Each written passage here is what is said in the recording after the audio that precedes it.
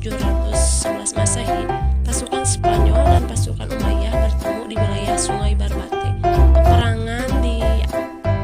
Peperangan di antara keduanya berlangsung selama 8 hari dan kemenangan berada di tangan pasukan Torik. Dalam pertempuran itu, pasukan Islam mendapatkan bantuan dari pasukan Roderi yang membelot karena berbagai alasan.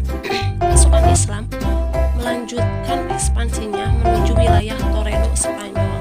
Sebagai basis kekuatan pemerintahan Spanyol, beberapa wilayah berhasil ditaklukkan seperti Archidona dan Granada. Kemudian pasukan pimpinan Mukhtar al-Rumi berhasil menaklukkan kota Cordoba yang selanjutnya dijadikan sebagai ibu kota pemerintahan Islam di Spanyol.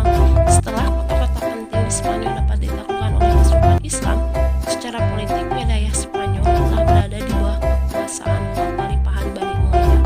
Dalam melakukan ekspansi di wilayah Spanyol, umat Islam dapat dengan mudah meraih kemenangan sehingga dalam waktu yang cukup singkat dapat menguasai Spanyol.